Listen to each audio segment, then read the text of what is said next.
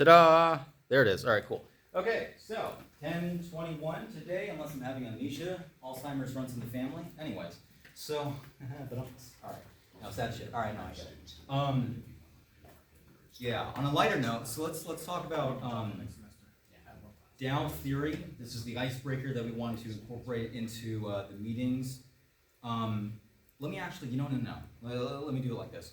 So we'll get into that in a second, but a few shout outs here, as is customary at this point. So also, if anyone wants pieces of paper to like write stuff down, I mean, you guys have your laptops. I just want to make sure people have like notes available to them, yada yada. Okay, so first, points, questions anyone has in particular in mind they want to bring up. I always try to start like that. Prioritize you guys. I'm here for you. I live for you. Breathe for you. I eat for you.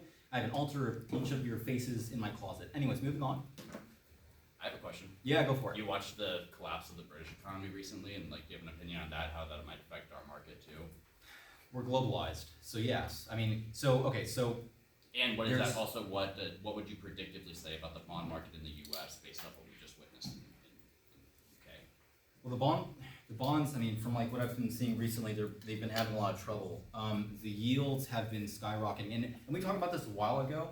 There was, if I can pull that up, I might as well show you guys what that looks like. Let's go to bonds. Why not? Yeah, they've been plummeting horribly. And to explain a bit of like what this looks like is there's something of an inverse relationship between the stock market and the bond market to an extent sometimes. So you see this back here, this was when COVID happened, there was a bunch of fucking volatility here. But it came right back up, it skyrocketed here. This was again the low point of the market. This dip right down here, that was when the market went up. So there is an inverse relationship here. When it started going down here was primarily when the market started, being revived. It started, going upwards, meteoric rise, what have you. This period here, we started to see in the news, if you want to say, a lot of uncertainty, bearish sort of sentiment starting to trickle into the market. We also looked at market breadth a while ago, so you guys missed a bit. So we went over this sort of stuff, but market breadth in a nutshell is the one that we looked at anyways, which is, I think, the more reliable one, is 200-day moving average of stocks. Okay, so context here. Hello, good to see you again. All right. Actually, do I know you? I'm blinded here. Do I know your face? Do you know my face? We talked last week. You know my face. Good stuff. I know your face there. Bye. Okay, good shit. All right, cool. Nice. Good stuff. Welcome. By extension. Okay. So we're talking right now about market breadth, and I can throw a bunch of different terms at you. We can talk about that for a while. I'm trying to make sure this is in a nutshell, but in a way that is coherent at the same time. So, give me a few seconds here. This was not a part of the plan, but it's important to know nonetheless. So market breadth, 200-day moving averages of stocks, a historic low, the percentage of stocks that are of the stock market below the 200-day moving average. So what the fuck did I just say? What it means is when you see very, very low market breadth, you're seeing that over the past several months, we've seen market breadth just crash. That is weakness in the markets. It's part of the, you want to say, intrinsics of the market, right? Fundamentals of the market. That shit's been crashing badly for now a while. And you can see that those sorts of, this worse than ever before. You can go back decades and look at this. We've gone through two major crashes in the last couple of decades, right? The dot-com crash, which was a larger market bubble than 1929, mind you, and also the great financial crisis.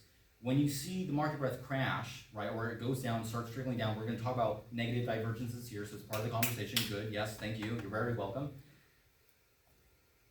You see that as a precursor for when the crashes then happen, right? We've seen several months here, a historically anomalous crash in market breadth, market weakness then. What have we been seeing recently, right? A downturn in the markets. Context, we are in one of the largest market bubbles that's ever existed. Look at the Warren Buffett indicator, look at the Q ratio, created by a Nobel laureate in mathematics. Look at the Schiller P&E, created by a Yale professor and another economic professor. Well-known indicators. Massive bubble that we're in. So that's part of the context. What was the original question? I was just curious what you thought about bonds. What the fuck? Because it has to do with bonds and liquidity, and so I think that I agree completely with what you're saying. Where essentially it's an indicator of kind of what's to come in the U.S. Yeah, Sort of- yeah. That was what I was trying to lead. The bond market is known as the smartest market in the world, right? And I was trying to explain here, the TLT is a 20-year bond, its price, not its yield. The yield is the inverse of the price, okay? So in a nutshell, just so you guys understand bonds, like a fundamental nature and aspect of bonds, like what, is, think of it as like, the government wants to say, hey, we want people to buy these things. The price goes down, right, because there is a bunch of supply and little demand. Hey, wait a second, that's bad. We want them to buy our bonds. So what do? We'll raise the yields. Because the yields mean, if you have this bond, it will pay you more, right? We talked about Series I bonds, paying like 9.5%, 10%. That was a little while ago, but that's still, by the way, just an option, because like, hey, that's a really good opportunity. You want 10% guaranteed by the fucking American government? There you go. Series I bonds. So this is the price of the bonds, is what we're looking at. And like I was saying, they travel basically inversely to the stock market. And there's reasons why for that, in terms of like, where do you want your money to go, that sort of thing. But in any case, we don't really need to talk about that so much. It's inverted. This is the low of the stock market. The stock market starts to rise. What is this? This is a hedge. This is an exit. There you go. It just summarized in less than 5 seconds what just happened there. This is a massive exit out of the markets. This is a people going to cash because they do not trust the world economics situation that's going on right now. You look to England, how that affects us. They're having a bunch of troubles with their bonds. They're having problems with their pension funds. They're Well, just the pensions rich. are due to the bonds directly. The pension issue is directly due to the bond issue. So it's not so much that No, because they were using leverage. exactly. Yes, It's yeah, not so no, much I a know. separate Oh, pension yeah. issue. Oh, yeah, So yeah. then I mean, it all plays. Oh, yeah. And it's all connected, It's all 'cause connected to we're the bonds fucking market, globalized. which goes to the global market. Yes. It's Yeah, a yeah. great indicator, kind of to me. That's why I think the bonds are interesting going to the recession. Yes. Fun fact, yield inversions, when you're looking at, so to put this really quickly here, if I can, and I think I can, look at the 30-year versus the 10-year. People generally have more certainty into the near term than the long term, because in the long term, there is more possibility for things to go wrong. So how exactly does that relate to like the 30-year bond? Let's just put it in this, in a nutshell like this. When you buy the 30-year bond, you are betting on the next 30 years. That's it. Okay, I can go into like specifics about that, but let's just leave it at that because it's unnecessary. So when you have a bond yield inversion, what it means is that people are less certain about the near term than they are the long term. Okay? Here's why I'm telling you this.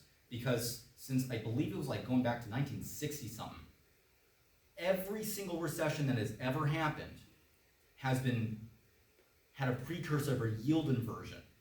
Right? It was predated by yield inversion that happened. It predicted it. The bond market is the smartest market in the world. There was one exception. COVID. Funny, right? Because we had some real bad problems. Anyways. So as far as that situation is concerned as well, another part just really quickly that I want to answer that is that what England is doing is they're lowering their federal funds rate, right? Because they quantitative easing, because they're in a shitstorm. This is a problem because the world is trying to rein in inflation. The world is. So that's a bit of a problem for us because we're globalized. They are the 5th largest economy in the world, only behind Germany. Anyways. Okay, so that's bonds. Did anyone else have any questions? I kind of went over like a lot.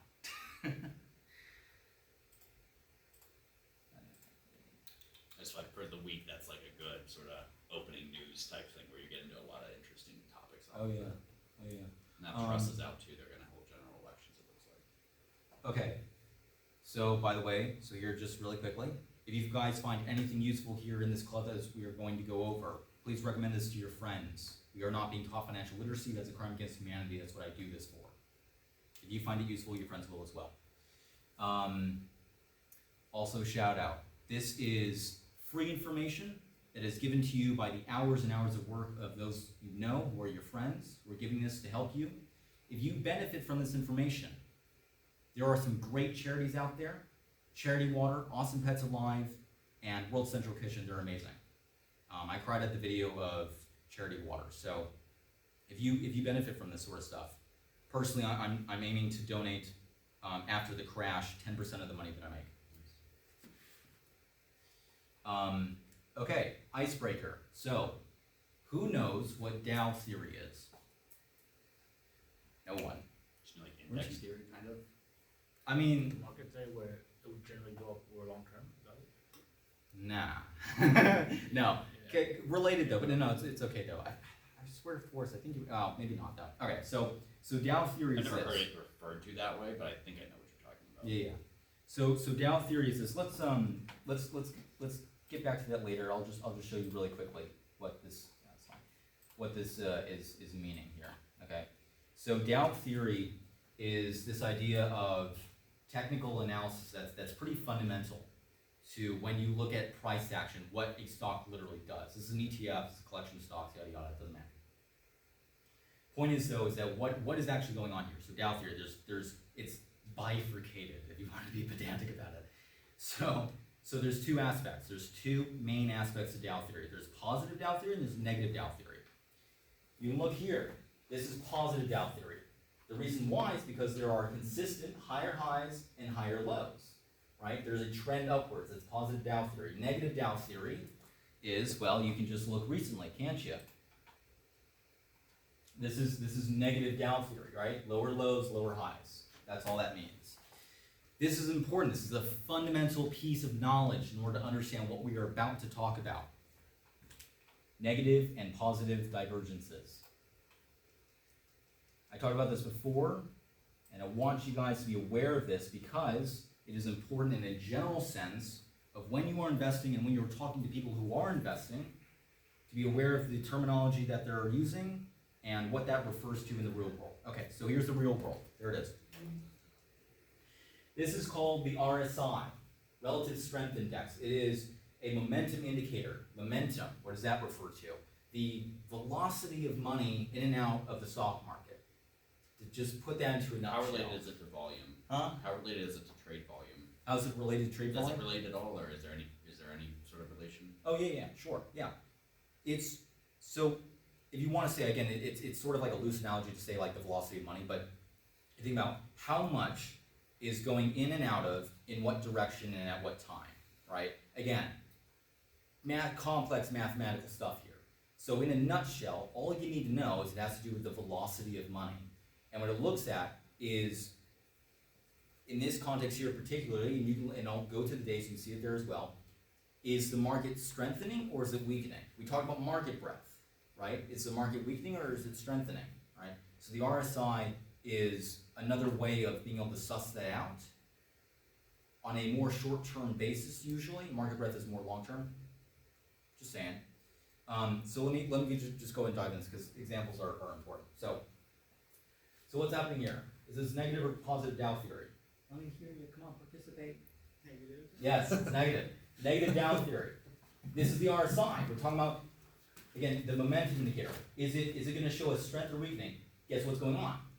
Come on, let me hear you. Strengthening. There you go. Yes, positive Dow theory. This is going up, higher highs and higher lows. While this is doing the opposite. Well, that's kind of weird, right? What this means is that as the market is going down here, it is building strength. It is building momentum. And then what you see is this little tick upwards. I also wanted to start back here, actually.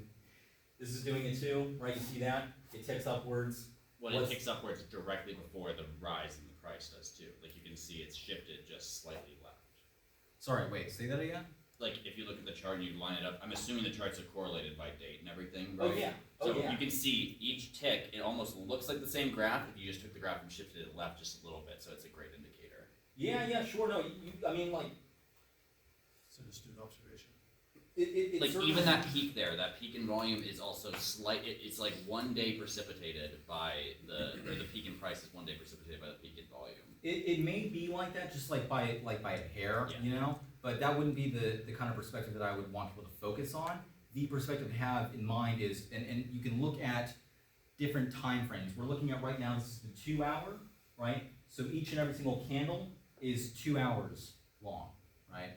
And you go to the day, you go to the 4 hour, 30 minutes, yada yada. Anyways, point here to say though, is that when this happened, right, you saw it, it took off because strength was building. It was doing the opposite here, it was crashing, but it was just going flat. If anything, actually, it was going higher, and then it crashed. Strength builds, right? It crashed. and then here we go, right, it's going down, so that's fine, that's not anything gonna tell you about like, oh, is it building or is it weakening? It's just going along itself, that sort of thing. Now, there's something to say about proportionality, but I'm just gonna leave that aside, it doesn't really matter so much. Anyways, I just wanted to say that, just for the sake of context, to say like, hey, this is like a thing you can look at, and what's up? So you're saying it's the period where where the price goes down and the volume, or the velocity is going upwards. That's the moment of opportunity right there. I would say it's sort of like, day trading, just don't do that. I mean, if you were gonna execute a trade, that'd be where you would execute. If you wanted to like execute a trade, it would be sort of like, it's difficult to say because it's when you're executing a trade, it's not so, which I'm hypocritical about this, but I know who my audience is. So there's kind of two parts to this. There is what you can actually look at and term as far as like, okay, this is probably getting near to a time when I should start buying perhaps. And the other part is just straight up fucking intuition that you build over trading a whole bunch like I have. You build something of an intuition, sort of like a, sixth sense, where it's like, this would make sense. You've seen it before. Chess masters, fun fact, they're able to play like this, right? Not because they're like, I'm gonna think about it and okay, no, they just fucking memorize the moves. It's wild. It's the same sort of intuition building. So for you guys, I'm gonna say this, don't try to look to this on such a small time frame as 2 hours. Don't do that. Instead, do days. If you're gonna trade for like swing trading is what we call it. There's day trading, there's swing trading, and there's long-term trading, generally speaking. Day trading is intraday. Maybe, arguably, it's over like course of like 1-2 days. Swing trading is over the course of weeks to months. Long-term trading is years. So for you guys, don't worry about the day trading. Just don't ever do that. Just actually, like in a general sense, just don't. But swing trading you guys can do, and there's going to be a couple of tools that we're going to go over to be able to give you guys a bit of an edge in order to be able to understand what's going on. Talking about technical analysis. This is an ongoing conversation, by the way. We're not going to get through all of this, right? This is stuff that to hear, to as the meetings go on, to reiterate information alongside new information, to build an intuition so you look at and understand alongside really, really important information. Like, for example, California back in April had this equity home builder, first time home buyer equity builder. That's what it was. It was this program. They will cover up to $10,000 of a person's purchase price for a home in terms of like, down payment, closing costs, that sort of thing. You know what I mean? Like fun fact, right? Fun fucking fact. So stuff like that. So how is it going to be applicable to you? Like pretty straightforward. Like again, starting off, this is one perspective alongside a few really good ones I can give you. Cycle analysis, right? We're looking at momentum indicators here. We're going to be ongoing with technical analysis. What's up? So this is like a day by day. So like swing trading, right? If you were looking at this graph, what are you even looking at? There's like to make a trade. I understand like the pullbacks and buying on the trend and selling on the trend and that, but like what indicators would you personally use to make a decision? Yeah. So there's Fibonacci retracements, there's technical analysis, there are a few really good perspectives I found online, YouTube, Figuring Out Money, Steve Miller, Stephen Van Metre.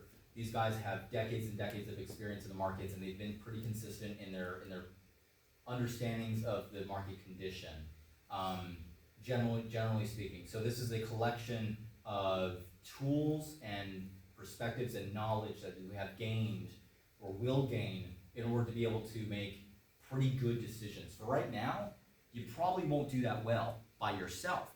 Guess what? You have a cohort, you have friends, you have persons on, who are online, who have been established for a while now, and of course, like, who are those people? That's maybe about as contentious as it gets, but you can, I believe, look to certain things that they do and they say and come to a pretty good judgment about like their honesty about like who they are and what they're about and how really knowledgeable they are. Yeah, of course. So I personally do like long-term investing for the most part. I've been really successful at that. I do value investing based off the Warren Buffett model. Basically, I gave a little lecture on that like 2 weeks back. But the few times I have day traded, I've used volume as my metric. I look at the volume of the volume. Volume's like the bars at the bottom. That's right? correlated. It's not the same, but set the candlesticks, I don't know if that is your volume there or if it's not. Okay, so that's your volume, and then the one below it's what he's talking about, that velocity. I understand. Right, and so if you combine those two things, what he's saying there, when you see your price going down, but you see the velocity going back up, that's sort of, if you were gonna try to do swing trading, day trading, that's the kind of pattern you're looking at of like, oh, we just hit the bottom, people are trying to pour money into this thing. So it's selling, the It's almost velocity's going up, yeah, so it's more people almost- are selling. Yeah, it's almost a macro theory, but you're putting it onto a micro. That's why I don't do a lot of day trading or swing trading. He has great technical analysis knowledge and like understands that stuff 10 times more than me. So obviously you're saying you've had success doing it. I was like, I basically walked away even on all my day trades I've done. I day traded Tesla one time for like $800 profit off of like very little, and then I lost it all the next day. So Yeah, like it is high a risk. very hard game to play. Yeah, I'm don't happy worry. I walked away even. Yeah. So Yeah, so much amount of like maintenance and concentration Yeah. for like minimal. and it's gains. time. People It's losing and that's what gain you're away. saying too of not doing day trading. Like day trading's a full time job. Yeah. Like if you are gonna day trade, you need to be able to commit 8 to 10 hours. Yeah, waking and up, it's especially on the just- West Coast too. It's really hard to do it on the West Coast. And it's just There's not a worth it, man. difference. Because almost guaranteed you'll make definitely better gains by like being a long-term And the long trader. term is where the real value Yeah. comes in. Like Yeah, you and need to make your bets based off fundamental principles, give it the 40. Like I follow a guy named Ian Dunlop who's very big into the long term. He does trading, he does inverses, he does a lot of different stuff. Yeah. But his primary thing is if you don't hold it for 40 years, that's how wealth is created. We like to sell, us poor people and working class people, we like to buy the new things, switch around, buy the nice things that feel good to buy. Yeah. Those people who are really wealthy, they understand that the key is just holding. Warren Buffett. man, Right, yeah, holds for- You know, and so that's really, a lot of it comes down to psychology too. Oh yeah. You know, Yeah, yeah. But for right now, though, I mean, so generally speaking, don't worry about swing trading. In the future years to come, I probably won't fucking bother with it. There's one exception, and that's when the market is going down. In this present context, when you're trying to make money on the market going down, you can be a little more attentive with the right resources and perspectives. There is something called cycle analysis. So it's not even just, again, like you're not going to look to one tool. You're going to look to a multitude of different perspectives. And cycle analysis has been pretty consistently like the better one out of all the other ones that I've been able to look to. And I'll give you guys a resource, but he's just good. He knows what he's been doing. He was on the Chicago Board of Exchange, been trading over for 40 years. So point about this though, at least for this context, first of all, I mean, if you're trying to just to say this, if you're trying to trade this market, don't trade upwards. Don't trade on the market going up. It just don't do it. It's just not worth the risk. The analogy that I've used before is like you're 200 feet up on a ladder that's rickety, and you're thinking like, I think I can make this go a little higher. That's the market. That's bigger than 1929, bigger than .com bubble, or at least tantamount to it, depending on the value area. But the point is though, it's just not worth it. But you can make money on it going down, and we can talk about those sort of perspectives.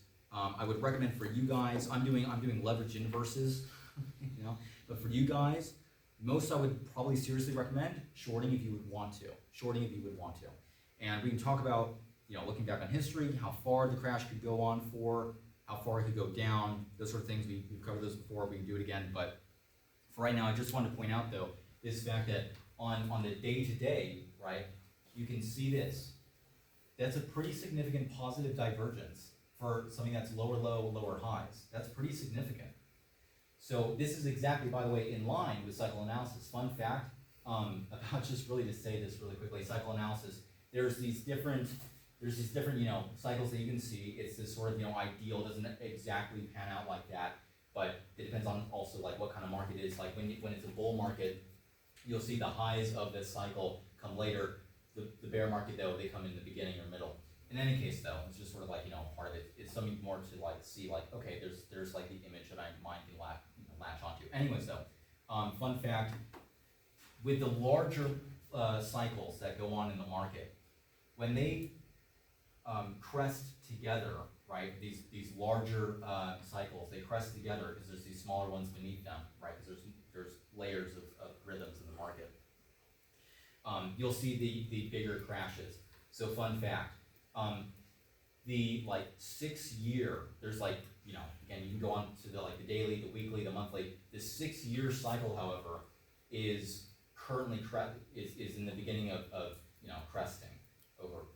We can expect this to go on for another like year and a half, as per history. So and that happened for the great financial crisis and also the dot-com bubble.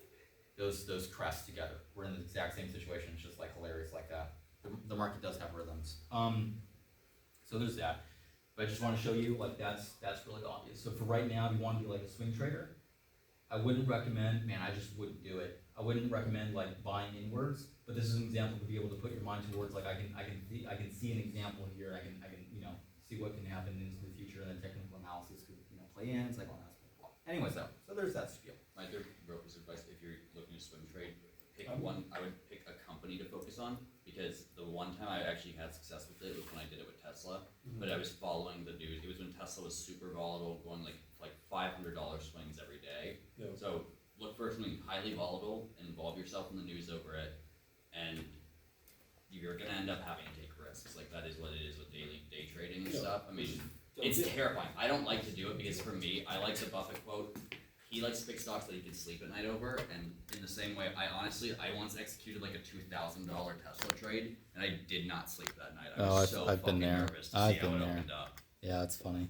I came out ahead on it, luckily, but like I was like really, I did not, I never done it again since that, just because I was up all night. I could not It's sleep. not worth the anxiety. This may be to your discontent, but I'm probably just gonna start day trading futures. No, it's not a bad idea. Like especially right now with the volatility, look at wheat futures. That'd be wheat futures right now. That's the one. I mean, ES on days like we all were talking about, when you see that negative trend downward, it's so. Yeah. But my advice would be pick a specific sector of the market, an industry, a company. Pick something to focus on. You need to have a focus. You can't just day trade across the entire market. Yeah, day trade the S&P. Yeah, exactly. Like Yeah. have that really direct. The S&P. I go like just because it's so diversified. I think that you're maybe better off picking someone more specific where you can follow what their CEO tweeted last night, what their CEO have a call with their financial manager about, and start reading all of their documents they release and everything they put, their 10Ks, their quarterlies, their conference This calls, is a problem. Because first of all, It's a lot of time. no one's gonna do that, and even if they try, they're not gonna be so readily understanding of it, because that takes years and having a degree. And now there's a team of hedge fund managers and shit like that. Fun fact: between I've seen 70 to 90% of hedge funds fail to consistently beat the stock market. And they have all the insider Oh information. yeah, and there's a team of them. So just don't fucking bother. Just don't. It's not that's worth why it. I stick with the 40. Like everything I'm in it for 40 years essentially. I've got a few shorter ones, but for the most part, Roth IRAs, because then you can't even touch it for a while. That's what's nice about a Roth is you don't get incentivized to swing trade. Because I have a brokerage and a Roth. I swing trade my brokerage 10 times more than I swing trade in the Roth. And guess which one's up way more? Yeah. The Roth. Yeah, of course. And as well, just wanted to say. Oh yeah, okay. Yeah, I thought maybe the point was. All right, it doesn't matter. All right, moving on. Anyways, okay. So Roth IRAs. Now we talked about this last time, and there was something important that was left out in that conversation. So there's a lot. So this is again an ongoing conversation about the just myriad of different retirement tools. There's SEPAs, there's the ones for education, there's an HSA accounts, there's simple IRAs, simple 401ks. There's just like a fuck ton of these motherfuckers. So we're gonna be going over them into the coming weeks here, so that we can understand these things, because no one's teaching us. I asked my dad. It's funny. I asked my dad recently, a couple of days ago, did anyone ever tell you about Roth IRA when you were growing up in education? And he was like, why the fuck would they have told us that? Or just walk you through how to start one too. Yeah, right. Yeah. So it's really important to keep in mind. Now we talked about last time, again, traditional IRAs versus Roth IRAs. So this is important. First of all, if you want to know how to set up a Roth IRA, just go to your bank and just ask them. You know what I mean? They're really friendly. They'll like it. You're young chip dudes who are like, how do I make money though? But don't choose your bank to open it with. Yeah. So they'll help you through that process. But something really important to know in this conversation, though, is there is a cap of $6,000 currently to be able to contribute to either a traditional or Roth IRA. You can do $3,000 in one, $3,000 in the other. You do $4,000 in one, $2,000 in the other. You can't go beyond that. There's $6,000 cap. Can't your employer match it though? can your employer manage That's it? not, Match it. that's not. Match it, right? no, that's a 401k thing, Yeah, you're thinking it's about different. 401ks. Yeah. Limits are, I mean, it gives a limit on a 401k too, but Yeah, no, there are, yeah, no, I it's remember higher that. though too. It's like $19,000. Yeah, it's a lot like higher than 19, yeah, IRAs. yeah, IRAs are like for self-employed people, so they wanna kind of not make you Yeah, give you the yeah. benefits as much. Yeah, and then there's like a mega backdoor Roth IRA Yeah. contribution that you can do. We went over that last time. I would recommend, looking at the YouTube channel that we have, because we go over. You can also like contribute to your previous year for a really long time, so there's all kinds of interesting Yeah, things yeah, you can do with there's the all Roths. those, little loopholes like that. Anyway, so, something to say though, is, as the math pans out between the traditional and the Roth IRA, so here's the difference, first of all, I need to give you this context. The Roth IRA is with after-tax dollars, so so you say, right, you pay your taxes for the year, okay? Now you can go ahead and contribute to your Roth IRA. You can't do it before you pay your taxes, is the point with it, that's how it functions. The traditional is it's with pre-tax dollars, you contribute that before you pay your taxes for the year, right? Well, Again, there's a $6,000 limit for like 1 year, right? So taxes, tax year, yada yada. Anyways, when you retire, 59 and a half years old, currently, as it is, the traditional will allow you to pull out your money, but you have to pay that. And this is very important. I don't think we went over this. It's very, very important. You pay that money, you pay taxes on that money in regards to your income, the income brackets. It's normal income, it's regular income. That's horrific. That's bad. And I'll tell you why. Because forget about the Roth IRA, forget about those retirement tools. If you even just put money into a brokerage account, right, and you let that grow over the years, long-term capital gains taxes for just holding for over 1 year, right? You pay 0% up to $40,000, and then 15 from $40,000 to $450,000. That's insane. Versus the traditional IRA, you may be paying 30%, you know what I mean, or 25, depending on how much you're taking out. Again, altogether, probably around 20% or something like that. So there's a really significant difference between the two.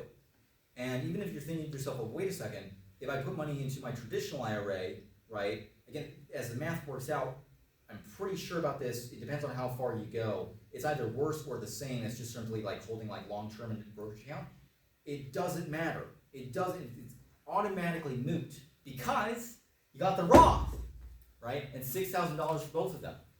Right, With that's the limit. The inflection point's at about $1 million, numerically. So when you're talking the long term versus the traditional, it's at about the $1 million point.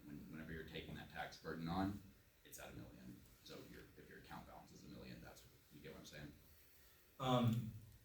You should do long term in a brokerage up to $1 million, and then post that you should do the IRA method instead. I disagree. But maybe I have that reversed. But I remember reading that the $1 million is the inflection point. But to me, the only person who should use traditional is like a doctor. If you're making like multi-millions per year, and then you plan to be retire, then it might make sense. It doesn't. In fact, the more money you make, the less sense it would make. And the reason why is this.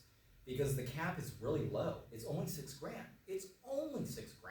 You're missing the dollar. You're missing the time value of money on it though, because you're gonna get all of that tax dollars back in that current year, and those can then be reinvested.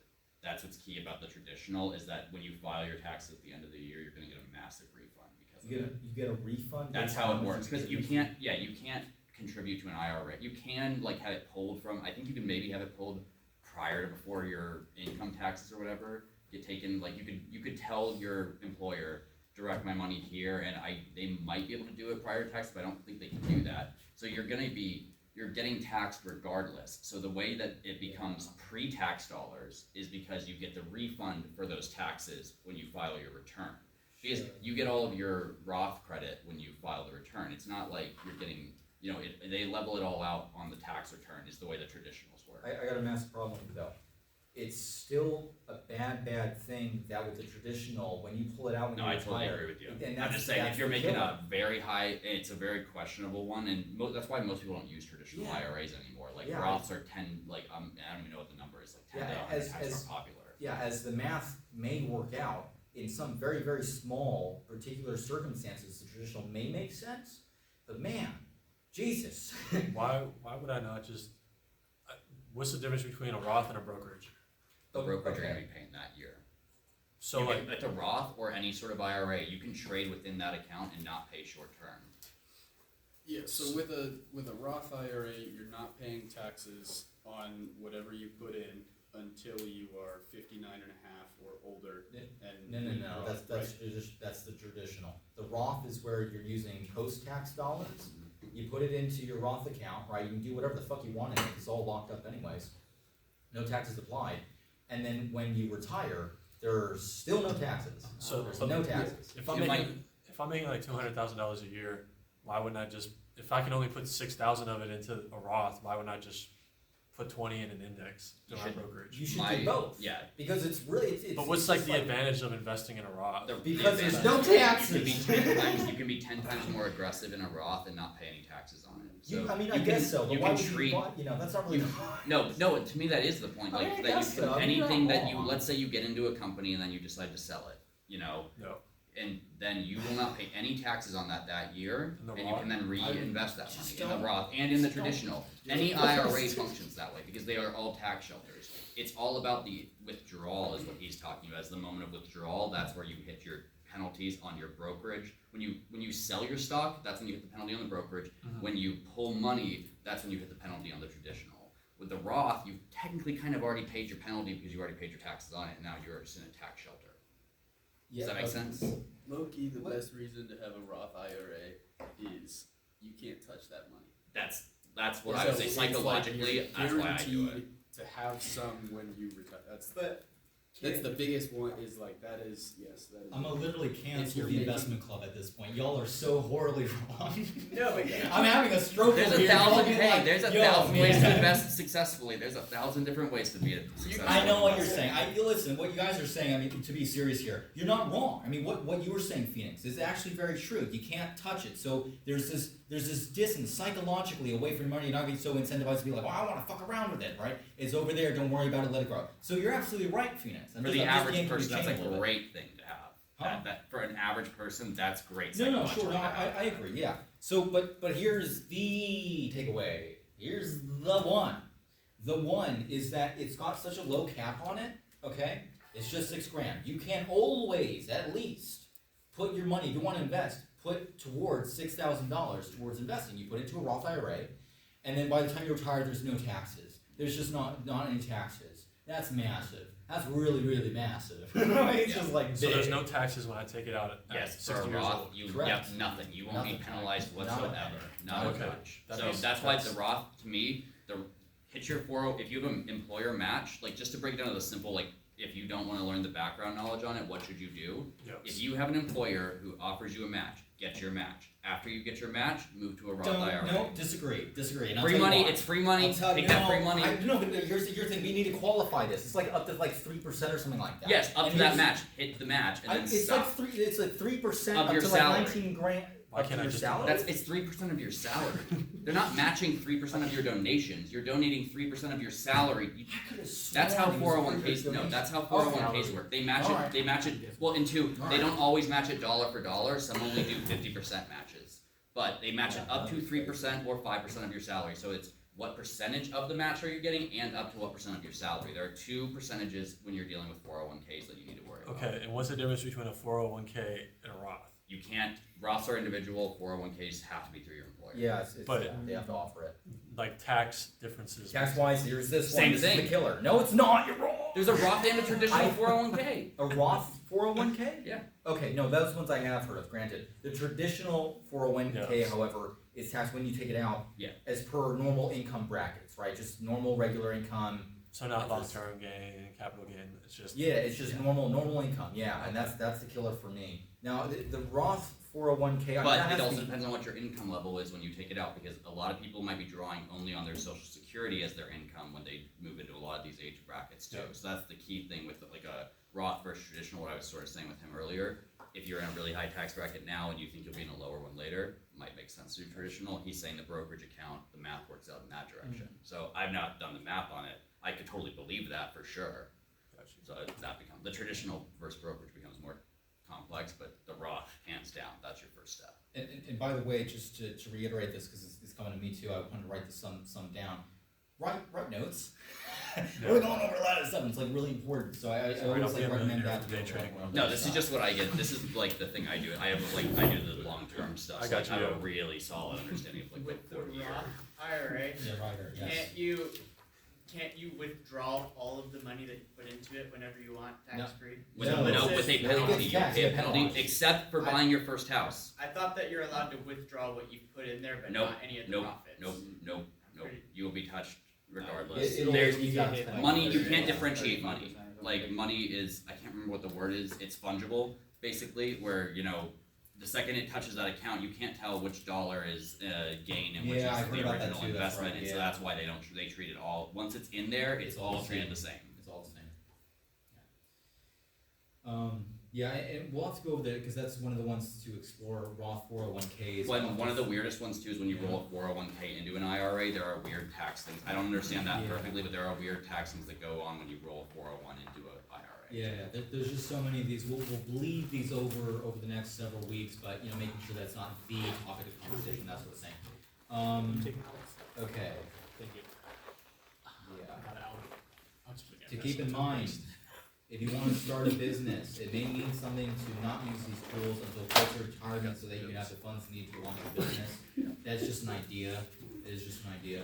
That's why I like this club. Is like you have so much knowledge on the real estate side of it too, where like investment means a lot of different things. It doesn't mean just investing in the stock market. You know.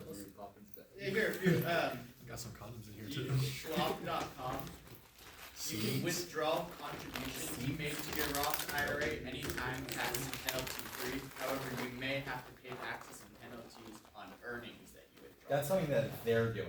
You said who was it again? Schwab. Schwab. Yeah, Which yeah. makes the That's something- IRA like a savings account that That's- you just can't touch your that- accumulation. Why would you even bother, sort of thing? Because what you're doing is you're taking money away from being able to use that money to invest. There's just no point. I mean, Schwab, again, first of all, two things. That's something that Schwab's doing. Second of all, they can change those rules. Third of all, they're doing that for financial I incentives. don't know. Just That like makes me with us. curious. If that makes me a little curious. Investopedia also brings it up. That- A lot of people use their Roth as an emergency savings. So your emergency savings account, even though you might have to pull it out for an emergency while you're not using it, you can gain interest. I'm on still it. 90% sure most of the time you will pay the No, penalty. you have to, and there's a reason why people would use it as this emergency, savings funds, because for them, it's like, well, I might as well put my money, instead of into a bank account, Just like I into do in this econ. Roth IRA so it can grow, right? And I'll take the tax benefit if and when I have an emergency, but in the very least, it'll automatically work out for me, because guess what, you're using a Roth. So that's the logic behind it, right? I don't know, man. Investopedia is saying he's right, so Yeah. I think he's right. You are able to pull money out of your Roth. It sounds like he's right. What he just said, What? I Well, just tax remember what free he and just penalty said. free, but Whenever I only want. the exact amount that you contributed. So if you put 6,000 a year in, then you can pull 6,000 out. who is, a hold on a year. second, who's saying this? Is this Schwab? Is this something that Schwab's doing? Investopedia and Schwab. both. And- Investopedia is saying that you can always do that for a Roth IRA. Yes. But H&R Block is saying that that's not true. See, this is So the problem. it becomes a question. Like, I mean, Potentially Investopedia is not always the Up most to the reliable firm that you're either. working with potentially. It could be. They might be covering your penalty because, Contract. Sure, yeah, especially that's what too, you have to Charles do. Schwab is one of the worst brokers for like a working class person to start with. If you've got $1 million and want to do something managed, they're great, but they do not offer like a ton of great stuff for sort of lower class stuff. So I could kind of see them maybe doing some sort of program where they pay your penalty or something like that if you bank with them. But When, I'm seeing both things, so I'm gonna look into this for sure. when you so you swing trade. I did a little bit during. So I what- did on Tesla only. Basically. So what platform did you use? I was using Fidelity. I prefer Webull. I like this stuff That's better. definitely if you are gonna swing trade, do That's a Webull lot of instead. technical. What are the Fidelity what are took the it was a margins on ton of Webull? fucking work for me to do it. To swing With trade? Fidelity. The margins on Webull are 6.99. It's Yeah, standard. it's not. standard. And they make what it is. 10 times easier than a lot of the other platforms to Yeah, access yeah. that. So that's I why would they're- I would seriously recommend don't use margin. Just don't. It's not worth it, man. Just What do you don't. mean? Not for where you're coming in at the. Please take this in the best possible way, man. I love you, but the level of inexperience, right? No one has experience with this stuff, right? No I one would taught trade us this margin stuff for as we your were first growing up. 5 So years. I don't trade on margin at all. yeah. What do you So mean? what I would recommend for people who are just starting out with this, right? All this situation here, right? For everyone, don't use margin. maybe, you know, in the future, long-term stuff, but not swing trading, right? Not swing trading, but in the long term, maybe in the future when you've, you know, had some years to accumulate knowledge and intuition, right?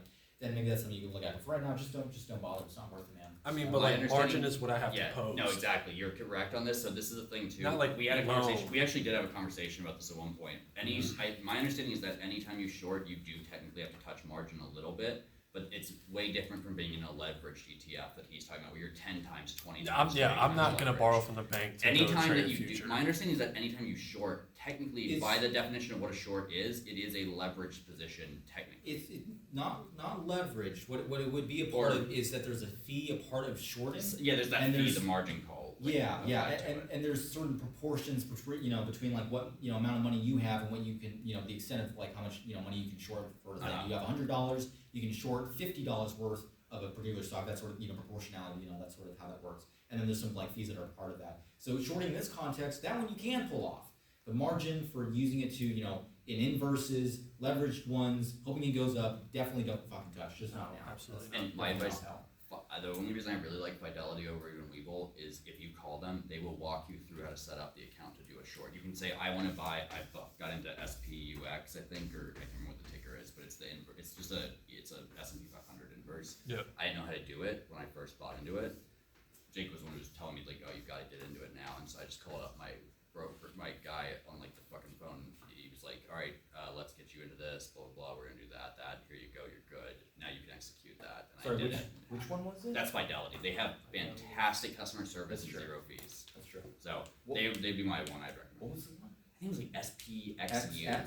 XPXU. I think That's the so. one I'm looking to get into. No, I got into that. I was in that like when we had the volatility, like late last year or whatever it was. When Yeah, you told me yeah. to do it. Yeah, no, and you did the I made, right some, I one. made some nice money. Yeah, no, God, I wish I'd gone into that. I went to the other one. That Oh, was yeah, in no. a sense, yeah, we went. Well, over I also last got time. I got That's recommended it by Ian Dunlop. If anyone's looking for a guy who's gonna give you prices too, occasionally he occasionally will tweet out prices and say, hey, Twitter's gonna be here in 2 weeks. Buy it then. You'll like love the boat at this price. Ian Dunlop, Red Panda Investing. He's fantastic. Fidelity doesn't do futures. That's what I thought. I wanna add options. I would that, seriously be hesitant the about. Vanguard website also claims 'Cause that that does you look can good. withdraw Zero contributions. commission It's on not US stocks. easy. Yeah, I'm seeing it a lot of places. Yeah, I had like every never website heard that of I checked I've says heard of the it's- exact opposite. I've heard- yeah, Here's what I'm same. gonna recommend. All Literally futures, that RS, might be worth right? it. irs.gov, okay? Go to them, That you might can be call them, worth it ask looking them, into because future. they are gonna be the ones who. Oh know. wait, hang on. This might be a COVID change. Oh, yeah, really, yeah, let's see, that would make sense, because I looked at that before. Yeah, but this yeah. okay. I think this was a change during COVID.